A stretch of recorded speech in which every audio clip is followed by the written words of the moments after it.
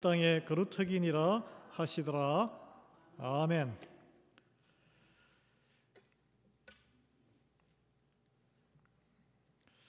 예, 오늘 본문은 이사야가 선지자로 하나님의 부르심에 응하는 장면이 묘사되어 있습니다. 그 1절이 신문기사의 6하원칙처럼 아주 상황이 잘 묘사되어 있어요. 처음에는 우시야 왕이 죽던 해라고 이렇게 시간이 나오는데 이게 예수님 오시기 742년 전입니다. 정확하게 당시 이스라엘은 오늘날 우리 조국 대한민국 한반도처럼 남북으로 분열이 된 지 200년이 지났습니다. 200년 지나니까 많은 일들이 일어났겠죠. 그 사이에 그 직전에 그러니까 남북 우리나라 대한민국 6.25 전쟁처럼 남북 간의 전쟁도 일어났어요. 전쟁도 일어나고 그리고 남쪽에는 유다 그 다윗의 혈통 후손들이 왕으로 계속 섰는데 이제 200년 지나니까 자기 마음에 드는 왕을 세우기 위해서 신하들이 암살하고 쿠데타하는 그런 사건이 빈번히 일어났습니다. 그 북쪽의 이스라엘에서는 원래 그 혈통 다윗의 혈통이 아니거든요. 그러니까 능력 있는 사람이 왕이 됐는데 거기도 아주 빈번하게 그때는 궁중 쿠데타라 그러죠. 요즘으로 치면 군사 쿠데타예요. 그래서 왕이 많이 암살당하고 그랬습니다. 오늘 여기에 죽었다고 나오는 우시야 왕은 아주 남유다 역사에서 드물게 아주 엄청난 한국으로 치면은 조선시대 세종대왕 같은 사람이에요. 16살 때 취임을 해서 52년간 통치하면서 나라를 아주 부국강병으로 일으켜 세웠던 사람입니다. 이분도 자기 할아버지도 신하에게 암살당해서 죽었어요. 자기 아버지도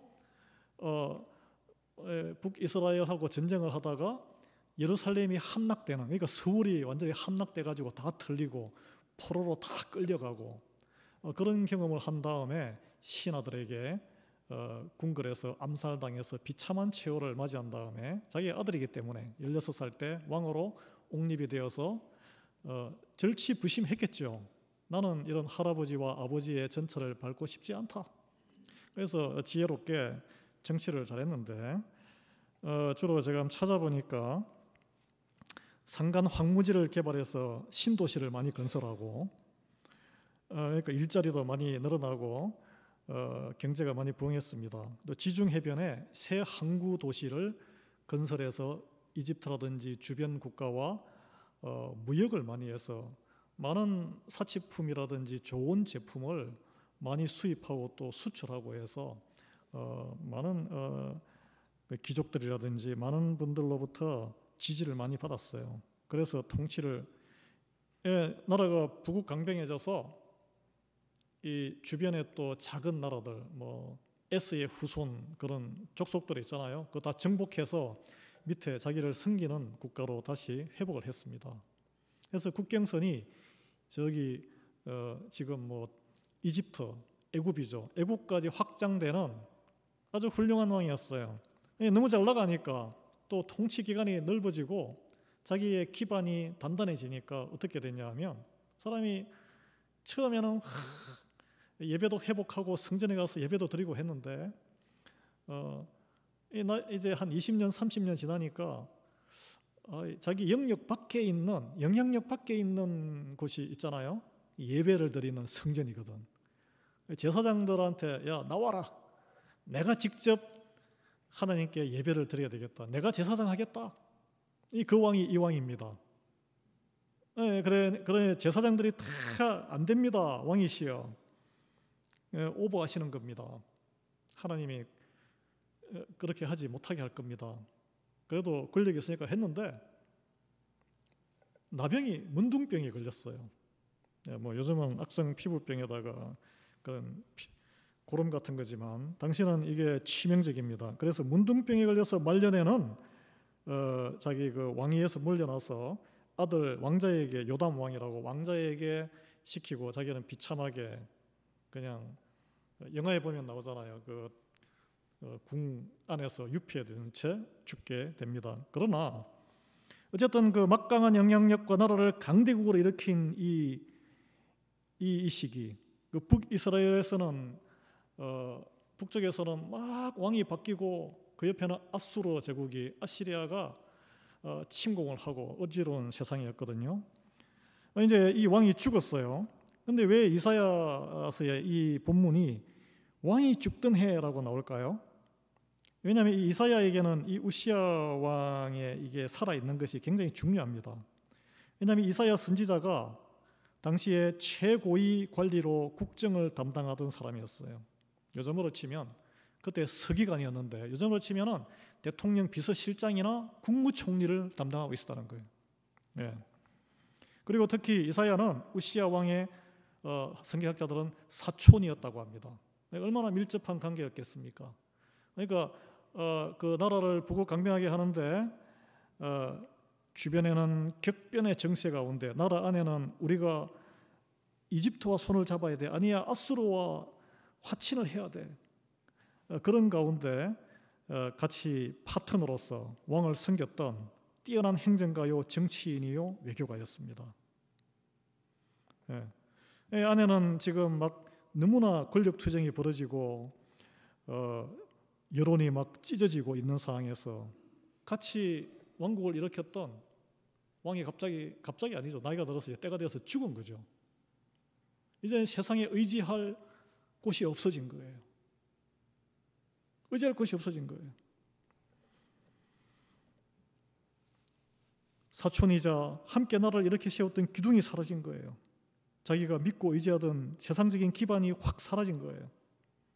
내 인생을 버티게 했던, 승승장구하게 했던, 많은 사람으로부터 추앙을 받게 했던 파트너, 울타리, 세상적인 백이 사라진 거예요.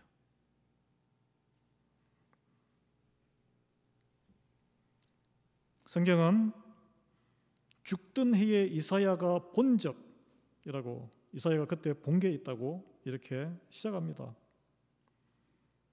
우시야 왕이 죽어야만 이사야가 볼 수 있는 것이 있다는 거예요. 우시야 왕이 있었기 때문에 이사야가 볼 수 없던 게 있었다는 거예요. 이게 아이러니입니다. 우리 인생의 아이러니예요. 세상적으로 유능하고 나의 필요를 다 채워주는 사람이나 어떤 환경이 있다면 하나님을 볼 수 없다는 거예요. 많은 치적으로 나라를 훌륭히 다스린 선한 왕, 마지막에는 좀 실수했지만 우시야가 죽어야 이사야가 하나님을 볼 수 있고 하나님의 사명을 감당할 수 있는 사람이 된다는 거예요. 여러분, 이 우시야 왕의 죽음은 인간적으로 국가적으로는 큰 손실이지만 하나님은 그 위기를 기회로 하나님의 나라를 회복할 수 있는 기회로 삼으신다는 것입니다. 저는 묻고 싶어요. 여러분이 오늘 믿고 의지하고 있는 여러분 인생의 우시야 왕이 있다면 누구입니까? 내 우시야 왕이 죽지 않고서는 하나님이 내 앞에 나타나지 않으실 수 있다는 거예요. 여전히 세상적인 해결사, 급한 일 있으면 쪼르르 달려가는 그 우시야 왕을 의지하고 있는 한 몸은 여기 교회에 와 있지만 눈을 들어 주님을 바라보지 못하는 눈먼 성도로 삶을 살아갈 수 있다는 것입니다. 그런데 이사야는 오늘 여기서 국가적인 위기와 개인적인 위기에서 이리저리 뛰어다니지 않았습니다. 왕이 딱 죽고 그러면은 자기의 세력을 규합해서 자기가 원하는 정당으로 이렇게 하는 게 상식적이잖아요. 그런데 그러지 않았어요. 이게 이제 터닝 포인트인데 이사야는 성전으로 갔습니다. 이 집에 파티를 벌려서 유력한 정치, 재계, 군사 장군들을 다 끌어모아야 정상인데 그러지 않았다는 거예요. 하나님 앞으로 가서 엎드렸어요. 그래서 보게 되었어요. 내가 본적 주께서 높이 들린 보좌에 앉으셨는데 그의 옷자락은 성전에 가득하였다. 여러분, 성전이 가 있는 게 중요해요. 이사야가 성전에 와서 엎드렸을 때 그때 영안이 뜨인 거예요. 영적인 눈이 그때 뜨였습니다. 하나님이 이 뜨게 해주셨어요. 그래서 눈을 들어보니 보좌에 앉으신 하나님의 임재를 그때 깨닫게 된 거죠. 그전에는 보좌에 누가 앉아있는 것이 보였을까요? 우시야 왕이 앉아있는 것만 보고 사는 거예요. 북구국의 리더, 내 집안의 리더, 우리 왕족의 프라이드, 내 인생의 해결사 우시야 왕. 여러분, 아무나 하나님의 영광과 임재를 체험하는 게 아닙니다. 내 눈을 가리고 있는 우시야 왕이 죽어야 하는 거예요. 아파요. 그거는. 내 눈을 가리고 있는 돈이 죽어야 되는 거예요. 내 눈을 가리고 있는 학벌이 죽어야 되는 거예요. 내 눈을 가리고 있는 미모가 죽어야 되는 거예요. 그래야 말씀과 씨름하고 인내하고 기도하고 회개할 수 있는 거예요. 회개하는 자에게 하나님의 영광이 드러나는 거예요. 우시야 왕에게 의존하면서 왕실 서기관으로 권력을 휘두르고 있을 때 하나님의 계시가 이사야에게 드러나지 않았습니다. 우시야 왕이 죽었을 때 보이지 않던 세계, 하나님의 세계가 쫙 열리게 된 거예요. 그래서 2절 4절에는 이사야가 비로소 영안이 열리게 되자 성전에서 경험하게 된 하나님의 임재 현상에, 이걸 우리는 잘 새겨봐야 돼요. 어떻게 하나님이 이사야에게 하나님의 세계를 펼쳐 보이시는가? 이게 서랍이라고 나옵니다. 서랍은 천사의 또 다른 모습이기도 한데, 오늘날로 하면은 하나님의 사명을 받아 하나님의 몸을, 교회를 섬기는 자들, 여러분일 수도 있고 저도 포함될 수도 있고 누구든지 하나님의 사명자로 살아가는 사람들이에요. 이 모습이 6개의 날개가 나오는데 이런 묘사가 있습니다. 두 날개는 얼굴을 가리고, 두 날개는 발을 가리고, 두 날개는 날아간다, 이렇게 나는 데 사용한다, 이렇게 나와 있습니다. 하나님을 섬기는 자의 태도를 먼저 하나님께서 보여주시는 거예요. 얼굴을 가리는 것은 무엇입니까? 얼굴을 우리가 세상적, 사진 찍을 때 얼굴 이렇게 내밀잖아요. 내 얼굴 좀 나오게, 나의 영광을 드러내는 것을 말합니다. 얼굴을 가리는 것은 하나님 앞에서 내 영광을 가리는 거예요. 내 영광이 아니고 하나님을 드러내는 것을 이야기하는 거예요. 하나님을 섬기는 자의 첫 번째 태도입니다.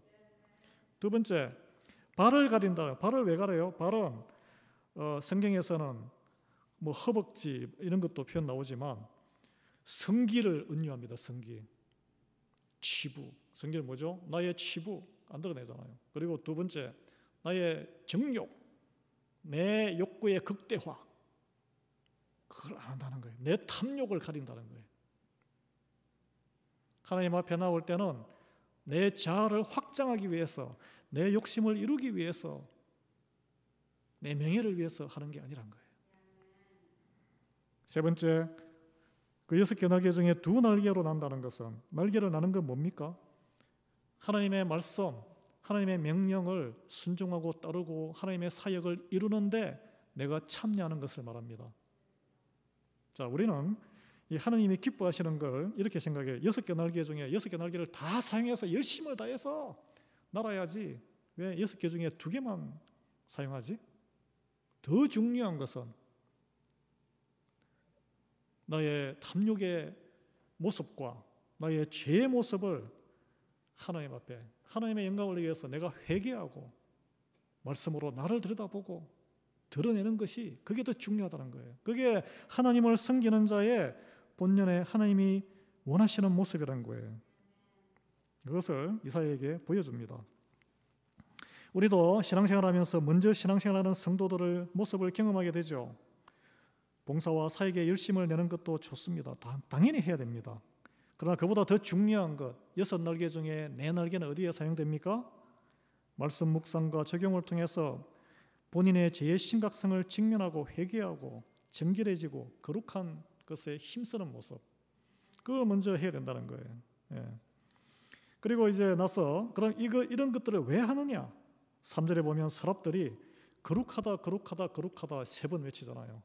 결국은 거룩을 위해서 3번은 삼위일체 하나님을 상징하는 것입니다. 신앙의 목적은 모든 영광을 하나님, 삼위일체 하나님을 찬양하고 하나님께 올려드리는 거예요. 찬양하는 예배자로서 살아간다는 것을 말합니다. 이런 모습을 보여주는 이유는 뭘까요? 세상이 이제는 큰일 났다, 이제 나라 이제 어떻게 할까?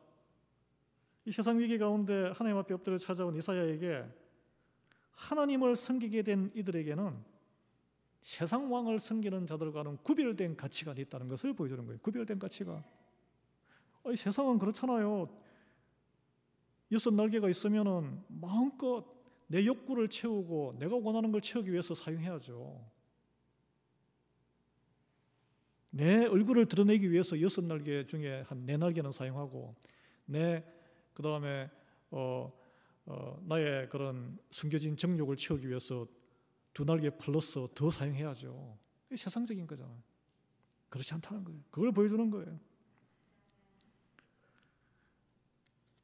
세상의 왕의 성은이 만극하여이다. 우리 대왕 만세! 그걸 외치는 대신에 하나님께 영광을 올리며 찬양하는 삶이 있다. 그것을 회복해야 된다. 그것이 진정한 리더다. 라고 이사야에게 보여주고 있습니다. 그런데 4절에 보면 그 화답하는 찬양의 소리가 너무나 커서 문지방에 터가 지진이 나고 연기가 가득 차는 현상, 이 초자연적인 현상. 우시야 왕이 이룰 수 없었던, 그렇게 많은 도시를 건설하고 해도 이룰 수 없었던 현상, 우시야 왕보다 더 큰 능력의 하나님이심을 보여주시는 것입니다. 세상 믿던 것이 다 무너져서 그런 경험 있으실 거예요. 이민 오신 분들은 한국에 있던 모든 커리어 경력이 다 연결돼서 오시는 분도 있지만 대부분 다 무너져서 이런 경험 다 합니다. 저도 여러 경험이 있지만 그중 하나, 목회와 관련해서 하나 소개를 하고자 합니다. 제가 늦은 나이에 40이 넘어서 하나님의 부르심으로 목회로 들었었잖아요. 제가 다니던 집사로 있고 또 목장의 목자로 이렇게 섬기던 교회는 출석만 2,500명이 넘는 교회입니다. 대형 교회예요. 사역자만 한 몇십 명 돼요. 제가 일반 행정을 담당했는데 마지막에 수표 나가는 거 딱 봤더니 한 번 나갈 때 100장씩 나가더라고. 이렇게 저렇게 사례비 나가는 게. 대형교회 그 담임 목사님 바쁘세요. 사방에서 뭐 초청 강사에다가 선교제에다가 해외에다가 거의 뭐 매주 출장 가시는 거예요. 목사들이 많으니까. 사랑을 제가 한 몸에 받은 것 같아요. 왜냐하면 제가 또 마지막에 목사님 차를 운전하면서 운전사로 가시는 곳마다 모시고 다니는 가방무찌였거든. 그리고 사적 퍼스널리 개인적으로는 제 과 10년 선배예요. 대학교. 또 집사 출신에 또 이렇게 은혜 받아가지고 목사가 되니까 목사님의 열매잖아요. 그러니까 이게 서로 일종의 밀착 관계인데, 제가 이제 다른데 경력자 부목사로 이렇게 가려고 그랬더니 가긴 어디 가냐? 나랑 같이 다니면서 국내 여기저기 다니고 해외도 같이 다니면서 같이 팀을 해서 내가 데리고 갈 테니까 같이 다녀야지. 가기 어디가? 저는 믿었죠. 철석같이. 형님 같이 개인적인 관계도 있고 하니까. 그런데 61살밖에 안 되는데 하나님이 확 데려가시더라고. 이게 이 말씀을 보면서 이사야가 느꼈던, 이사야는 뭐 우시야 왕은 그 정도 빠른 나이에 안 갔지만 하나님이 안 데려가셨지만 그런 내가 너무 사람을 믿고 의지했구나. 그때서야 하나님께 전적으로 매달려 기도하고 하나님의 새로운 역사가 시작됐습니다. 그래서 이렇게 만나게 된 거예요. 요즘 사역을 하면서도 사람과 여러 환경에 너무 의지하지 않는, 자꾸 쏠리죠. 믿을 만한 사람에게 또 같이 믿고 같이 사역해 보려고. 그렇지 않다는 거예요. 하나님께 매달려서 할 때에 하나님과 다시 만나고 하나님이 또 새로운 역사, 나를 통해서, 여러분을 통해서 하시고자 하는 일이 있다는 거예요. 근데 세상적인 걸 자꾸 믿고 거기 기대면 문이 안 열립니다. 오늘 이게 여러분 우리 세상을 살아갈 때도 마찬가지예요. 여러분에게도 그런 시간이 아마 있었을 거예요. 아니면 아직도 여러분만의 우시야 왕, 이것만은 절대 못 놓쳐요. 이거 있으면 제가 의지할 데가 없어요. 굳세게 붙들고 있다면 하나님 멀리 구경하시는 거예요. 하나님, 내가 필요할 때 와서 좀 도와주세요. 아직까지는 내가 할 수 있어요. 이런 신앙생활을 하시고 계시는 거예요. 아마 제가 볼 때는 이 이사야가 하나님의 임재를 처음 경험한 순간으로 생각이 돼요.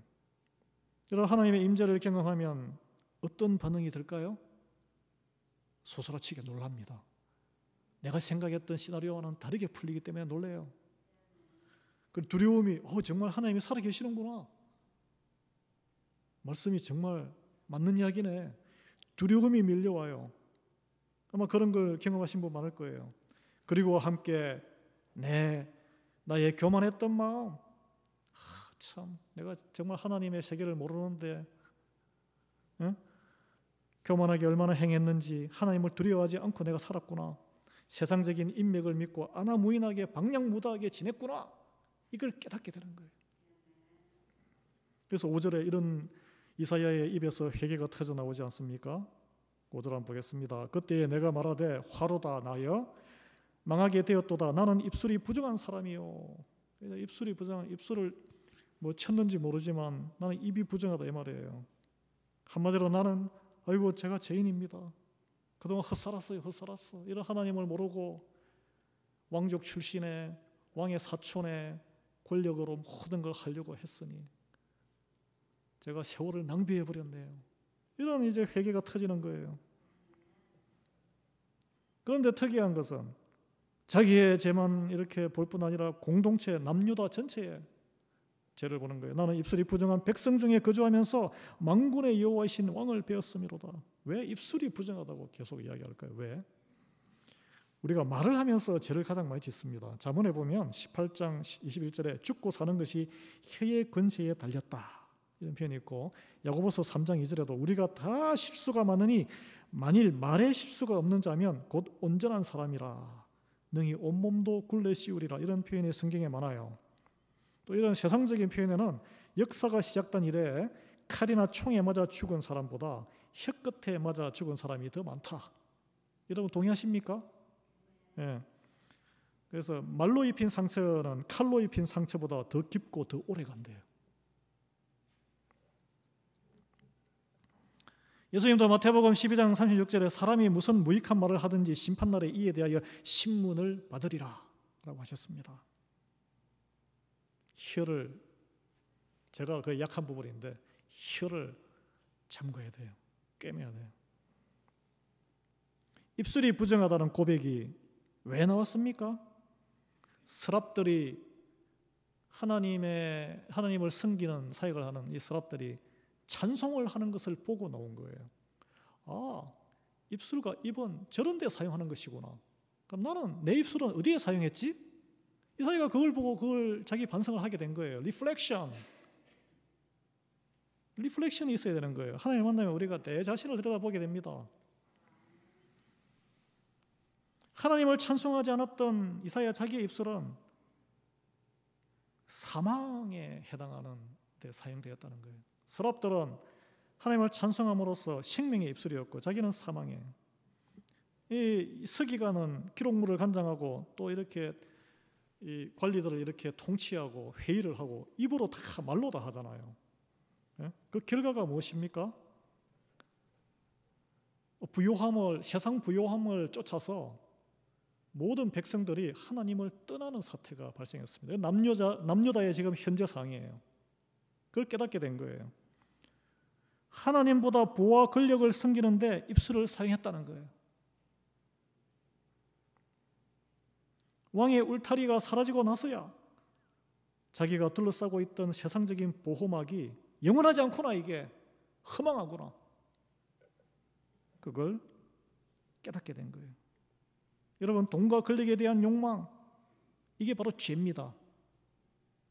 돈과 권력에 대한 욕망으로 우리가 섬기고 세상을, 연약한 자들을 이렇게 살아가게끔 다 재원을 나눠야 되는데 자본주의 하에서도 불평등과 빈부격차가 더 확대되고 지금도 부서진 세상에 확대 재생산되고 있어요. 재성이 딴 게 제가 아니에요. 그런 걸 보고도 모른 척하고 또 그런 걸 부러워하는 것이 죄라고 선언하고 있습니다. 우리 장로교에서는 그렇게 해요. 이 이사야가 이제 세상적으로 믿을 게 완전히 없어진 벌거벗겨진 상황에서 자기의 초라한 영적인 모습을 보는 거예요. 여러분에게도 이런 경험이 있을 줄 믿습니다. 없으시면 한번 완전히 망해서 그냥 자포자기할 정도 아니라 한번 경험하시기를 예수 그리스도의 이름으로 축원합니다. 아멘이다. 없으시. 그런데 이런 이제 영적인 이 회개를 경험하는 순간에 대부분 내 자신의 개인적인 죄가 들여다보고 회개하는 경우는 좀 흔하고 많아요. 그런데 본인이 소속된 가정이나 일터, 교회, 나아가서 사회, 국가 공동체, 예를 들면 우리 리하이밸리 지역사회, 필라델피아, 펜실베니아, 미국, 나 때문이구나. 이렇게 통해 자복하며 책임감까지 느끼는 회개하는 경우 드물지 않을까 싶어요. 저도 이 말씀을 보면서 회개했어요. 내가 오기 전에 있었던 과거의 이 여러 가지 울퉁불퉁한 그런 것이지만 그것을 내 죄로 여기고 하나님께 나아가야 되는데 내가 그것이 부족했구나. 그거 나랑 무슨 상관이야. 아마 여기 새로 오신 분들도 그렇게 생각할 거예요. 아니면 같이 생활을 하셔도 내가 거기에 연루되지 않았기 때문에 나와는 상관없는 일이지. 그렇지 않다는 거예요. 그렇지 않다는 거예요. 글쎄요, 잘 모르겠어요. 보통 이렇게 대답하고 회피하시잖아요. 불편해서. 그래 아마 여러분들이 이 본문을 읽으면서 이렇게 생각할 수도 있어요. 이사야는 당시에 고위 관리였으니까, 국무총리였으니까 당연히 그렇게 자기가 책임을 져야지. 나는 일반 서민에 불과한데. 이렇게 생각하시는 분도 계실 수 있어요. 그렇지 않습니다. 본인의 속한 가정, 그리고 우리 교회, 이 지역사회, 우리가 소속된 미국, 그 모든 죄의 문제를 내 죄로 여기고 하나님께 엎드리는 저와 여러분 되기를 예수 그리스도로 축원합니다. 남의 죄를 내 죄라고 여기고 고백하는 것은 정말 어려운 일일 수 있어요. 그러나 그걸 하나님이 우리를 통해서 원하시고 그렇게 회개하고 기도하는 자를 기뻐하신다는 거예요. 어떻게 가능하겠습니까? 공동체에 대한 사랑과 긍휼이 넘치는 마음을 주셔야 가능한 거예요. 나랑 저 사람은 나랑 상관없는데, 내 가정에 있어도 내 따로 우리 형제, 우리 누나, 동생 각자 사는 거지 이렇게 생각하면 그게 힘듭니다. 내 죄를 진정 회개하는 눈물로 이렇게 통회할 때 하나님께서 우리에게 주시는 마음이 있습니다. 하나님이 우리를 또 들어서 쓰시는 게 있어요. 이게 성경에 나오는 약속인데 여러분 우리가 다 아는 왕같은 제사장으로 우리를 삼아주시겠다는 거예요. 제사장은 무엇입니까? 내 죄를 들고 나가는 사람이 제사장이 아니에요. 남의 죄를 짊어지고 하나님께 나아가는 사람입니다. 왕은 누굽니까? 왕은 내 홀로 혼자 살기 위해서 부르심을 받은 포지션이 아니죠. 다스리고 모든 공동체를, 나라를 섬기기 위해서. 그 이제 왜곡돼서 자기의 안정과 자기 집을 궁궐을 크게 짓고 자기 욕구를 채우기 위해서 군림하는 자리로 그 세상적으로 왜곡된 거고, 예수님은 죄인된 우리를 이 피조세계를 회복시키기 위해서 본인이 왕이 되셔서 죽으셨잖아요. 그 왕 같은 제사장이 된다는 것은 나 말고 다른 사람의 죄를 위해서 최소한 기도하고 내가 나눌 수 있는 것도 나눌 수 있게끔 하나님이 능력 주시고 세워주신다는 것을 말합니다. 이 왕 같은 제사장이 되게 우리 능력으로 안 되니까 성령님을 부어주시는 거예요. 세상 말로 하면은 신이 나서 신들린 채 하나님의 능력으로 우리가 가능한 줄 믿습니다. 여러분 한번 곰곰이 생각해 보겠습니다. 우리는 남의 죄를 걱정하는 사람입니까? 아니면 남들의 죄를 비웃으며 나에게 오물이 튀어올까 봐 피하기에 급급했습니까? 아니면 관심 없어요 그냥. 로마서 12장 15절은 우는 자들과 함께 울라고 했습니다. 링컨이 흑인입니까? 링컨은 백인이었어요. 백인인데 왜 흑인들 그 노예 상태에 위해서 자기 혈육인 남북 전쟁해가지고 백인들끼리 싸웠잖아요. 왜 백인들의 피를 흘렸을까요? 하나님 앞에서 옳지 않은 문제, 나와 똑같이 생긴 사람이 아니지만 흑인의 문제에 대해서 연대 책임을 져야 한다는 깊은 진리의 깨달음이 있었기 때문입니다. 그 죄를, 자기는 노예 제도를 인정하지 않지만 그 죄를 자기의 죄로 받아들였기 때문에 그래요. 내 가정과 내가 속한 공동체에 제 문제가 있어서 나 홀로 나는 관계없기 때문에 없다고 해도 하나님의 질책에서 면제되는 것이 아니기 때문입니다. 제가 오늘 말씀을 묵상하면서 그걸 느꼈어요. 제가 그걸 느꼈어요. 저는 이제부터 기도할 겁니다. 옛날에는 그냥 떨어져서 우리 교회의 문제, 그들의 문제 이렇게 했는데 이제는 나의 문제가 되어서 회개 기도를 하기 시작할 것입니다. 여러분 함께 참여해 주시기 바랍니다. 근데 이제 회개했을 때 오늘 숯불로 입술을 대면 얼마나 뜨거웠겠어요. 뜨거워. 얼마나 고통스러웠겠어요. 죄의 회개는 이런 놀라움과 고통을 수반합니다. 아프지만은 약을 치고 수술을 아프지만은 싹 낫잖아요. 우리는 그런 과정을 그게 하나님의 사랑이에요. 내 악이 제하여졌고 내 죄가 사하여졌느니라. 우리가 회개하고 고백하는 곳에 죄 사함이 있습니다. 하나님 앞에서 가능합니다. 하나님은 진정한 회개, 아무리 주홍같이 붉은 죄 1절에도 양털같이 깨끗하게 하고 눈과 같이 하얗게 하리라. 이사야서 1장 18절에 그 약속의 말씀이 있습니다. 그 고통과 두려움과 부끄러움을 여러분 너무 두려워하지 마시기 바랍니다. 그리고 우리는 날마다 생명의 양식인 하나님의 말씀을 먹어야 해요. 날마다 하나님의 사제 선언을 긍휼을 입어야 됩니다. 그래야 충만한 삶을 살 수 있어요. 그렇지 않으면 우리는 자동적으로 세상적인 그 기름의 혈관이 막혀가지고 영적으로 죽을 수밖에 없어요. 이제 이 정도 되니까 그때 하나님이 그때서야 입을 여세요. 그때서야 이사야의 귀에 들리세요. 내가 누구를 보내며 누가 우리를 위하여 갈꼬. 하나님의 일을 하고 싶은 하나님의 나라를 만들어야 되는데 너희들을 회복시켜야 되는데 할 사람이 없는 거예요. 회개하는 사람이 없는 거예요. 내 눈에 보이는 우시아 왕만 막 붙잡고 있는 거예요. 그냥 끝까지. 근데 이사야가 이렇게 대답 안 했죠. 하나님, 저보다 더 잘하는 사람이 있겠죠. 그 사람 찾아서 좀 해보세요. 저는 아직 준비가 안 됐습니다. 그런 식으로 대답하지 않았어요. 내가 여기 있습니다. 나를 보내소서. 이게 저는 할 만한 충분한 자격이 있어요. 이런 뜻이 아니에요. 하나님은 곧 닥치게 될 북이스라엘의 멸망, 20년 뒤에 이제 북이스라엘이 완전히 멸망합니다. 이 사건 뒤에.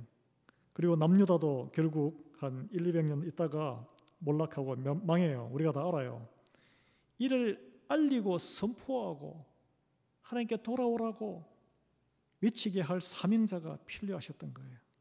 그러나 그 누구도 하나님을 진정 찾는 자가 없었어요. 각자 우시아 왕을 다 가지고 있어. 세상적인 의지하는 것 다 눈에 보이는 것 의지할 게 있었기 때문에 모두가 세상적인 방법에 골몰해 있었기 때문입니다. 우리는 그래요. 의지하고 싶은 세상적인 것 마지막 지푸라기 하나까지 붙잡고자 그 지푸라기가 안 되면은 그때 이제 하나님을 찾는 거예요. 이 와중에 하나님께 이제 이사야는 완전히 망한 거죠. 사실은 우시아 왕이 죽음으로써 자기 죄와 뿐 아니라 공동체 죄까지 스스로 짊어지고 회개한 이사야를 하나님이 들어 쓰신 것입니다. 그런데 특이한 소명을 주십니다. 네가 말해도 안 들을 거야. 깨닫지도 못할 거야. 그러나 계속 외치고 선포하고 계속 알려라. 응? 계속 알려라. 여러분 그렇잖아요. 우리가 전도해도 안 듣습니다. 그러면 포기합니까? 계속 하나님의 사명을 말씀을 알리고 기도하고 기도를 포기하지 마십시오. 그루터기가 남아서 하나님의 구원의 역사는 다시 일어설 것이기 때문입니다. 그리고 전도는 왜 할까요?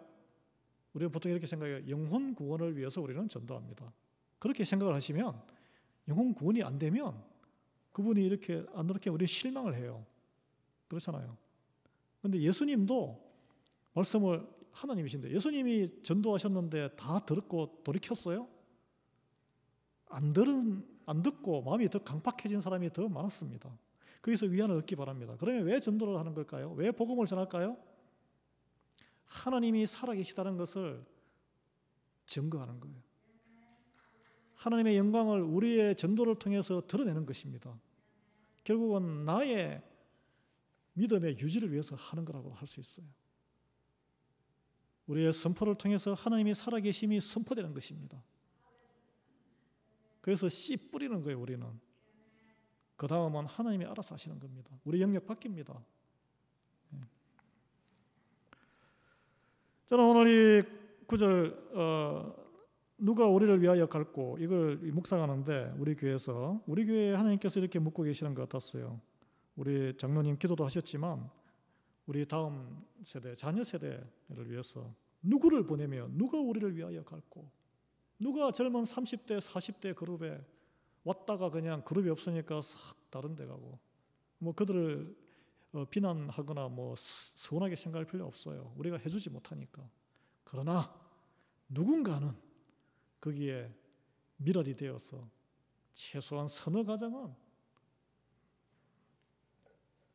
밑바탕에 받침이 돼야 된다는 거예요.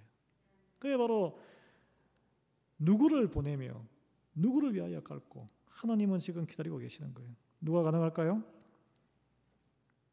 회개하는 사람이에요. 이 시대의 젊은이들이 다 세상 즐거운 걸 쫓아서 자기의 우시아 왕을 붙들고 쫓아다니는 이 시대에 헛되다. 하나님 나라를 나를 통해서 하나님 이루어 주십시오. 기도하는 자, 회개하는 자, 공동체의 죄를 회개하는 자, 그 한 사람, 그 한 가정, 여러분 기도 가운데 있는 그 가정이 되기를 소망합니다. 예. 이제 말씀 결론하겠습니다. 여러분, 세상 모두가 휩쓸려 떠내려가도 하나님은 나무숲이 다 베인받아도 다 베어도 그루터기가 남아있다 그랬어요. 그루터기에 뿌리에 거룩한 씨, 예수님 남아 계시고, 우리가 또 그 그루터기가 되는 한 주간이 되기를 예수 그리스도의 이름으로 축원합니다. 그래서 우리가 오늘 이번 한 주간도 내 죄와 나아가서 나와 관계 없을 것 같은 공동체의 죄, 우리 교회와 지역사회와 또 미국의 죄까지 내 죄로 생각하시고 하나님 앞에 들어가 나와서 내가 여기 있나이다, 나를 쓰소서 담대히 하나님의 능력을 구하는 여러분 되기를 예수 그리스도의 이름으로 축원합니다. 아멘. 우리 424